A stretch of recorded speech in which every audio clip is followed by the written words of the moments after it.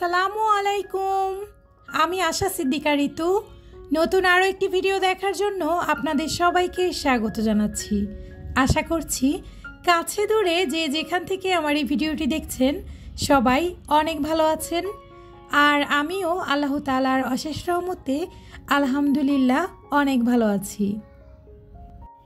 মাঝে মাঝে নিজের শরীরের আরামের কথা চিন্তা করে সংসারের কাজের রুটিনটা কিন্তু একটু পরিবর্তন করতে হয়। যেমন এখন কিন্তু প্রচুর পরিমাণ গরম, আর এই গরমে দুপুরবেলা রান্না করতে গেলে রাঁধুনিদের যে কী অবস্থা হয় এটা কিন্তু যারা শুধুমাত্র কিচেনে রান্না করে তারাই জানে।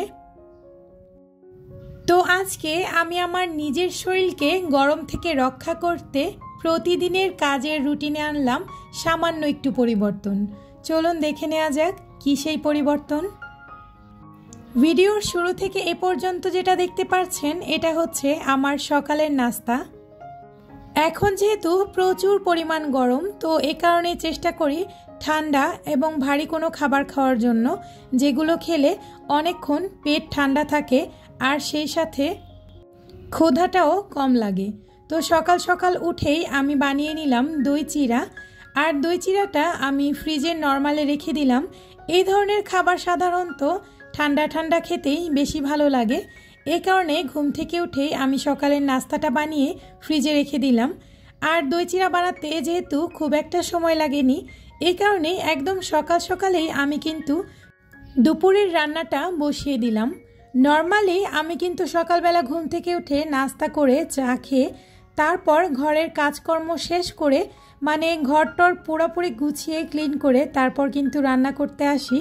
তো সেই ক্ষেত্রে দেখা যায় রান্না করতে আসতে আসতে মোটামুটি 11টা-12টা বেজে যায়, যখন কি না সূর্য একেবারে মাথার উপর থাকে। আর ওই টাইমটাতে রান্নাঘরে আসলে নিজেকে যে কত বেশি ক্লান্ত লাগে সেটা আমিই জানি। ক্লান্ত তো লাগেই, সেই সাথে কিন্তু আরও একটা প্রবলেম ফেস করি, আর সেটা হচ্ছে অল্প কিছু রান্না করে বা কিচেনে অল্প কাজ করেই নিজেকে অনেক বেশি উইক লাগে। তো এই কারণে আমি আজকে আমার সারাদিনের কাজের রুটিনটা একটু চেঞ্জ করলাম। সকালবেলা ঘুম থেকে উঠে আমি কিন্তু দুপুরের রান্নাবাড়িটা করে নিচ্ছি, আর দুপুরের রান্নাবাড়ি শেষ করে অ্যাজ ইউজুয়াল আগে যে কাজগুলো রান্নার আগে করতাম সেই কাজগুলো আজ ভেবেছি রান্না করার পরে করব। কারণ পুরো ঘরের মধ্যে কিচেন রুমটাই যেহেতু অনেক বেশি হট থাকে, এই কারণে গরমের কাজটা যদি সকাল সকালে ঠান্ডায় ঠান্ডায় করে ফেলা যায়, বাকি ঘরের কাজকর্মগুলো কিন্তু দুপুরবেলাও সেরে নেওয়া যাবে। এই ভেবেই আমি কিন্তু আজকে খুব সকালবেলায় দুপুরের রান্নাবাড়িগুলো করে নিচ্ছিলাম। তো দেখতে পেয়েছেন আমি কিন্তু শুরুতেই গরুর মাংস বসিয়ে নিলাম, আর সেই সাথে আমি কিছুটা টক ডাল রান্না করে নিলাম, আর এখন রান্না করে নিচ্ছি পাঁচমিশালি সবজি। বেশ কিছুদিন ধরেই লক্ষ্য করছি আমার ছেলেমেয়েরা গরমের কারণেই কিনা জানি না ওরা মাছ বা কোনো রকমের ভেজিটেবল দিয়ে ভাত খেতে চাইছে না। তবে কয়েকদিন আগেও যেহেতু গরুর মাংস রান্না করেছিলাম, দেখলাম গরুর মাংস দিয়ে দুই ভাই বোনে খুব ভালো মতন ভাত খায়। তো এই কারণে আজকে আবারও একটু গরুর মাংস রান্না করলাম। তো দেখতে দেখতেই কিন্তু আমার দুপুরের রান্নাবাড়িগুলো একদম কমপ্লিট হয়ে গিয়েছে। আর রান্না করতে করতেই এদিকে আমি একটু পুডিংয়ের মিক্সচার রেডি করে নিয়েছিলাম। দেখতেই পাচ্ছেন আমি যে কোনো বেকিং আইটেম রেডি করার সময় আমার ছেলে মেয়েরা যে কীভাবে টের পেয়ে যায় আল্লাহই জানে।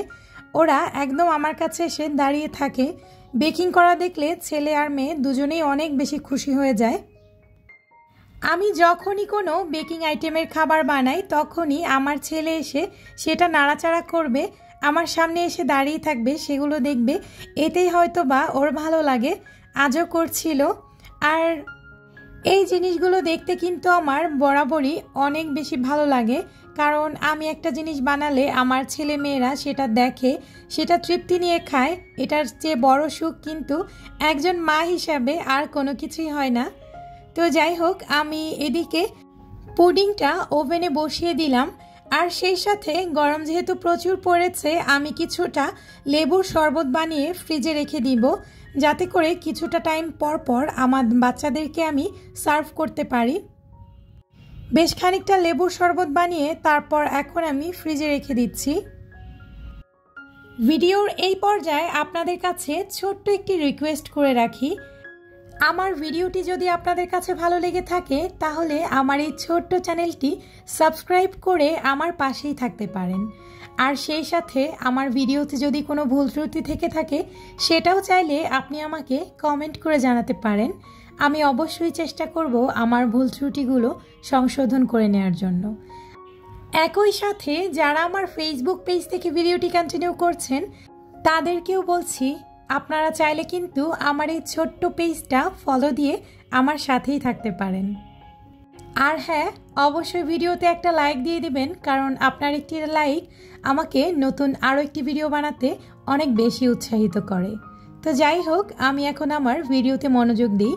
রান্নাবাড়ি শেষ করে দেন আমি এদিকে আমার ডাইনিং টেবিলটা একটু ডেকোরেট করে নিচ্ছিলাম।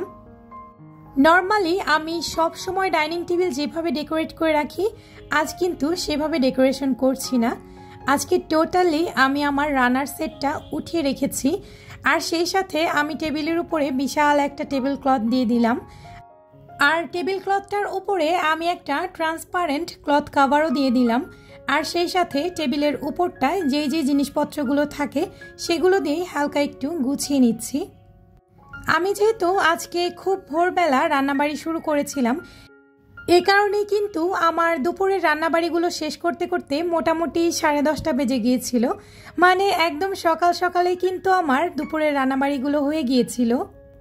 আর খুব সকাল সকালে রান্নাবাড়ি কমপ্লিট হয়ে যাওয়ার কারণে কিন্তু খুব গরমের ভিতরে আমাকে কিচেনে কষ্ট করে রান্নাবাড়িগুলো করতে হয়নি। আর রান্নাবাড়ি শেষ করে আমি আমার বাকি কাজগুলো দুপুরেই করে নিয়েছি। তো যাই হোক, সব মিলিয়ে এই ছিল আমার আজকের ভিডিও। সকলের সুস্থতা কামনা করে আজকের মতন এখানেই বিদায় নিয়ে নিচ্ছি। সবাই ভালো থাকবেন, সুস্থ থাকবেন। আল্লাহ হাফেজ। আসসালামু আলাইকুম।